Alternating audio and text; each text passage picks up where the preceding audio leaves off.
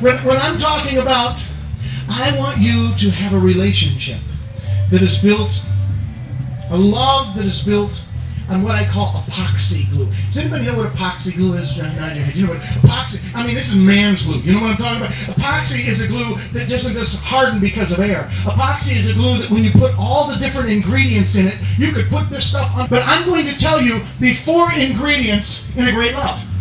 And all of them, oddly enough, are different types of love. Now, I'm going to give you the Greek word because I know that the theologians in the room are going to be important. They want to do that. And some of you like that kind of stuff. And I'm going to give you that. But I'm also going to give you a very simple way to remember what great bonded love is all about. I'm going to give you 4 headings, okay? And we are even going to use the word love as an acrostic. Okay, everybody say love.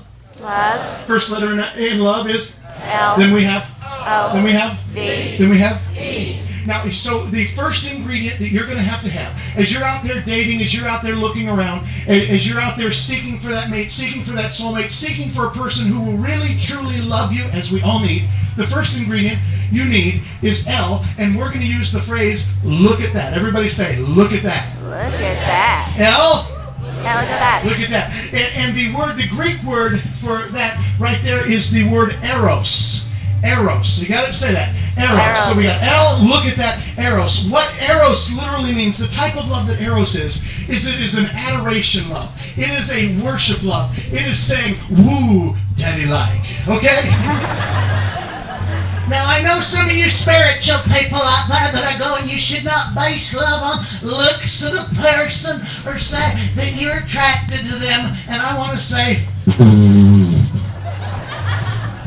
the first part of any good love starts out with the moment that somewhere across the room, for no apparent reason, you said, mm-hmm. You know what I'm saying? It happened that way for Adam. Think about it. Here it is for Adam. Here's Adam, right? He's in the garden. He's got all the animals, and he needs a comforter. He needs a person to be there with him, a helpmeet, a fulfiller, a completer of him. And God says, go check everything out. And so he goes and he interviews everybody. He does speed dating, right? You know, and there he is. Can you see him? There he is with Flipper. You know, no, I don't like this. You know, and he's checking out the monkeys, and he's checking out the bass. You know what I'm saying? You know, the bass. And he comes back to God, and he says, I find nobody I think that I can get along with. God says, all right, chill out, take a nap. Adam goes to snoring. God performs the very first open rib surgery. Creates woman. Adam's sitting there, drool coming out of one side. God kind of shakes him. And he looks up, and there she is. And he says, whoa, man. We started with L, right? L was? Look at that. And what type of Greek? It was what? Eros. Okay. Now the next word that we're going to use? Oh, yeah. V. Thank you, buddy. Hooked on phonics. Think about it. 1-800-ABCDEFG. If you can get those all in a line, give it a call. I think if you can get all those in a line, you probably don't need it. But anyway. The next word is O. And O is our commonality. Say that with me. Our commonality. And the type of love that is in the Greek is the word philia. Can you say philia?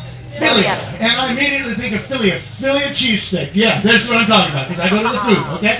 But Philia cheesesteak actually comes from our word, and we think about it, from Philadelphia. You've heard of Philadelphia? Philadelphia is called Philadelphia because it is known as the city of brotherly love. Brotherly love. And I was in Philadelphia, and I asked the guy, what is it like to be raised and grow up in Philadelphia? And he said, if you don't mind being robbed or murdered, it's a beautiful place, okay?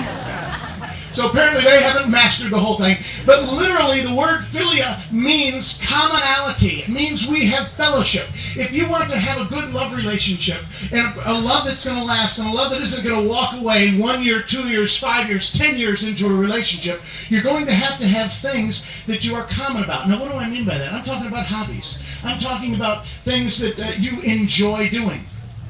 Never date a person you don't enjoy the stuff that they do. And also never date a person who you are not headed in the same direction. I know people talk about what they call missionary dating. I just want to reach him for Jesus, okay? And I know some of you girls, you all have that in mind. I'm only dating him because I want to help him come to Christ. Stop it, okay?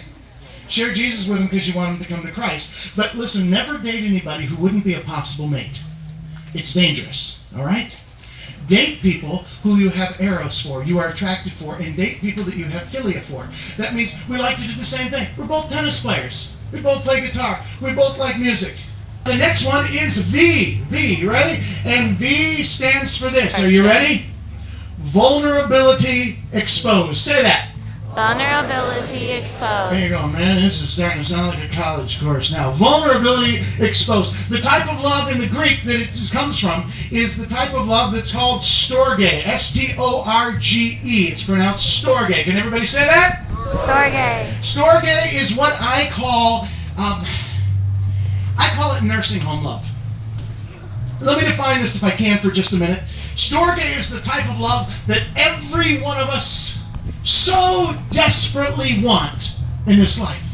It is the craving love of our hearts. Every one of us sitting here wants more than anything this type of love, and unfortunately, it is the most, absolutely most missing link that breaks up marriages every day and has most likely been the great cause of breaking up the marriage that you may be the product of and now the victim of.